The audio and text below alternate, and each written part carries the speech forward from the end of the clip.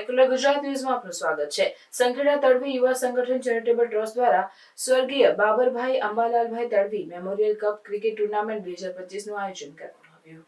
આયોજન ડભોઈ તાલુકાના કુકડ ગામ ખાતે ધારાસભ્ય સુટા ક્રિકેટ ગ્રાઉન્ડ ખાતે કરવામાં આવ્યું, જેમાં ગુજરાતમાંથી અલગ અલગ જિલ્લામાંથી તડવી સમાજની 32 જેટલી ટીમોએ ભાગ લીધો હતો।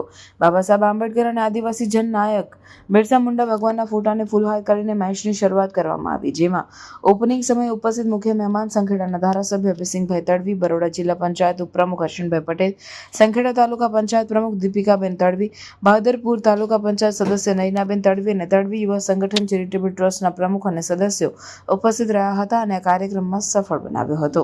રિપોર્ટર શૈલેષ સોલંકી। આજે ડભોઈ તાલુકાના કુકડ ગામે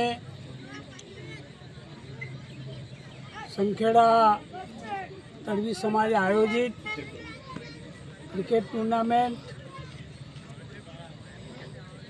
સ્વર્ગીય બાબરભાઈ તડવીના સ્મરણાર્થે એમના સુપુત્ર ભાઈ શ્રી શૈલેષભાઈ આ ટુર્નામેન્ટનું આયોજન કરેલ છે।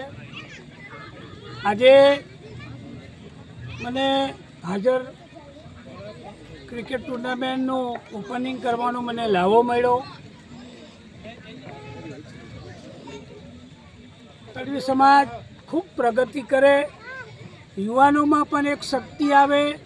રમતગમત ક્ષેત્રે સરકાર ખૂબ ખર્ચો કરી રહી છે અને ક્રિકેટ ટુર્નામેન્ટમાં તડવી સમાજના વિરલાઓ બધા ખૂબ રમતગમત ક્ષેત્રે પણ આગળ આવે એવી હું શુભેચ્છા પાઠવું છું અને ફરીથી અહીંયા આમંત્રણ આપવા બદલ હું આયોજકોનો આભાર માનું છું। ભારત માતા કી જય। આયોજિત શ્રી બાબરભાઈ તડવી મેમોરિયલ કપનું આયોજન કુકડ ગામ શૈલેષ સત્તા ક્રિકેટ ગ્રાઉન્ડ ખાતે કરવામાં આવેલ છે। એમાં તડવી સમાજના બાળકો મતલબ જે યુવાનો ક્રિકેટમાં ઉત્સાહિત હોય એ બધા ભાગ લીધો છે। ટોટલ 32 ટીમોએ ભાગ લીધો છે અને આ ટુર્નામેન્ટ આપણે 21 તારીખથી 27 તારીખ સુધીનું આયોજન છે અને 27 તારીખે ટુર્નામેન્ટની ફાઇનલ છે। તમારું નામ? અમિત તડવી।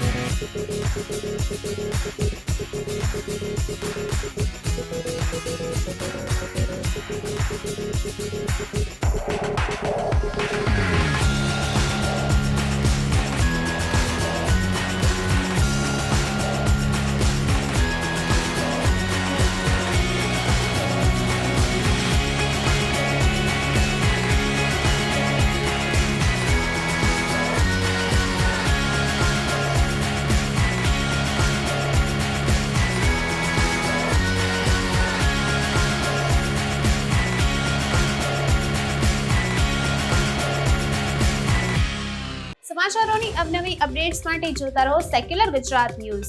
સાથે સેક્યુલર ગુજરાત ન્યૂઝ ચેનલને લાઇક, શેર અને સબસ્ક્રાઇબ કરો અને બેલ આઇકોન દબાવીને સમાચારોની ઝડપી માહિતી મેળવો.